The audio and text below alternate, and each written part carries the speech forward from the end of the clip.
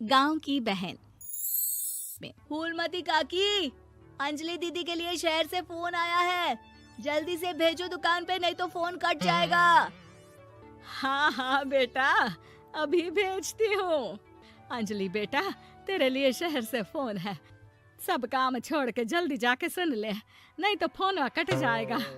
हाँ माँ, अभी जाती हूँ, जरूर मीनाक्षी दीदी का फोन आया होगा। हाय अंजलि। नमस्ते दीदी, मेरा मतलब हाय, कैसी हो आप? यहाँ तो सब ठीक है। मामा मामी कैसे हैं? तू कैसी है? मेरे तो एग्जाम्स होने वाले हैं, हर रोज कॉलेज जाना पड़ता है, lectures, extra classes, private coaching. ओ मैं तो इतना थक जाती हूँ, क्या बताऊँ। आपकी कॉलेज वाली बहन जी आपको इतना पढ़ाती है, तो घर कब जाती हैं आप दीदी? अरे नहीं नहीं, ये सब सिर्फ मेरी प्रोफेसर नहीं पढ़ाती, मैं अलग से दूसरे टीचर्स के पास भी पढ़ने जाती हूँ। दीदी फिर तो आप बहुत थक जाती होगी ना, आप ना पैदल मत जाया करो, टांगा ले लिया करो दीदी।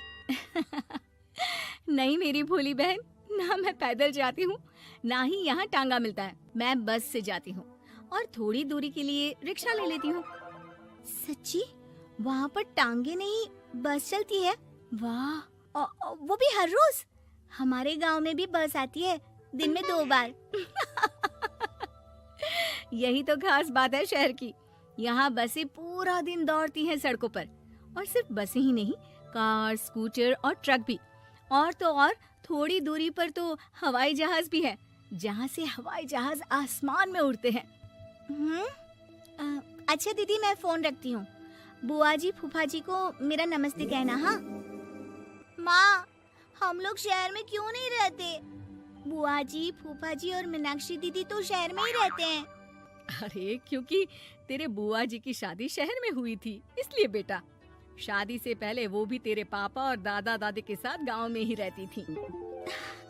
तो फिर बा, मुझे शहर भेज दो ना, मैं भी शहर देखना चाहती हूँ।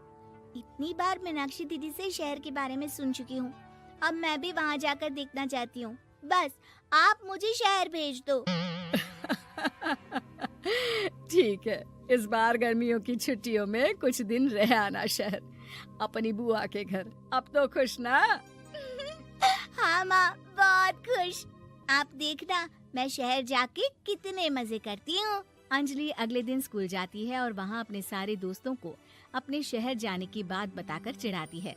अरे श्रद्धा, शीतल, सरोज, तुम लोग इन गर्मियों की छुट्टियों में कहाँ जा रही हो?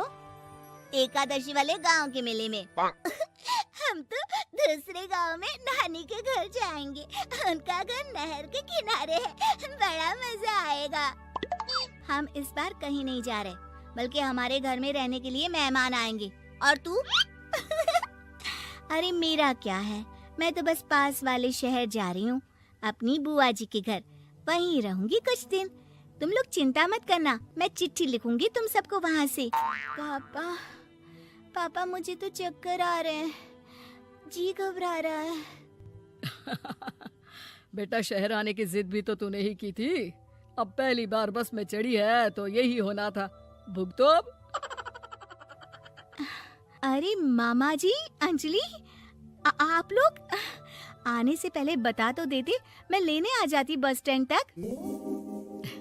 आओ आओ भैया, आओ बेटी अंजलि। माँ बुआ जी कैसे हैं वहाँ, और भाभी कैसी हैं?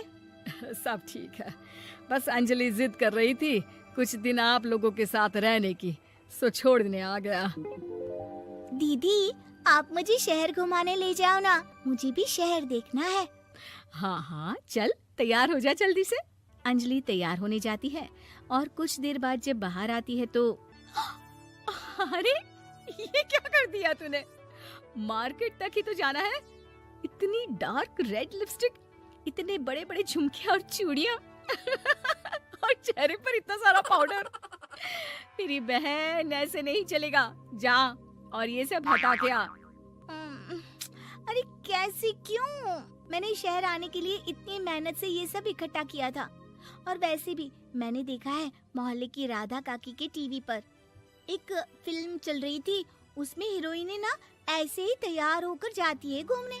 सब पता है मुझे, मैं तो ऐसे ही जाऊंगी दीदी। अंजलि शहर की चकाचौंध को देखकर बहुत हैरान और खुश होती है। ऊंची ऊंची इमारतें, सड़क पर दौड़ती गाड़ियाँ, बड़ी बड़ी दुकानें, उसकी एक्साइटमेंट का ठिकाना नहीं था। दीदी, ये छोटा सा कमरा सड़क के किनारे क्यों रखा है? इसमें कौन रहता होगा? ये कमरा नहीं, पीसीओ है, पीसीओ।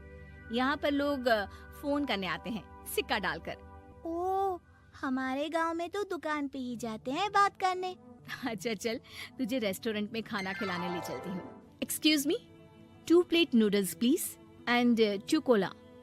मीनाक्षी को ऑर्डर प्लेस करते हुए अंजलि बहुत ध्यान से देखती है और थोड़ी ही देर में ऑर्डर लेकर वेटर आ जाता है और खाना टेबल पर रख देता है। अरे, ये लंबी लंबी सेवइयाँ खाते कैसे हैं दीदी? और इसके साथ कोई अचार, प्याज, मूली कुछ भी नहीं दिया, बस ये छोटा सा पेट खुजाने वाला दे दिया है। गांव में तो छोटे छोटे चावल ही होते हैं जो कि हाथ से ही खा लेती हूँ। अब इसे कैसे खाऊं दीदी? एक्सक्यूज मी, एक चम्मच प्लीज, और लिटिल प्याज और अचार और मूली और एक गिलास मट्ठा, वो बाद में। हाँ। अब ये सब सुनकर आसपास बैठे लोगों को हंसी आ जाती है। मीनाक्षी भी अपनी हंसी किसी तरह रोकने की कोशिश करती है और वेटर मुस्कुराता हुआ वहाँ से चला जाता है। अंजलि समझ नहीं पाती कि सब किस बात पर हंस रहे थे, लेकिन वो छिप जाती है। दीदी, मुझे लगता है कि मुझे इन सेवइयों को ऐसे ही खा लेना चाहिए, इसी पेट खुजाने वाले कांटे के साथ। एक काम कर, तू मुझे खाते देख, जैसे मैं खाऊं तो भी वैसे ही खा ले। ठीक है दीदी। अंजलि खाते खाते नूडल्स में सिरका ज्यादा डाल देती है, फिर ऊपर से नमक दानी से खेलते हुए काफी नमक भी अनजाने में छिड़क लेती है। अरे, ये क्या क्या खा लिया? अरे हाय हाय, कितना कड़वा है। पानी पानी, ये काला शरबत ही पी लेती हूँ।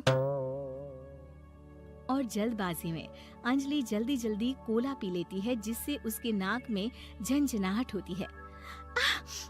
दीदी, मुझे ले चलो यहाँ से, मैं ये सब शहरी खाना नहीं खा सकती।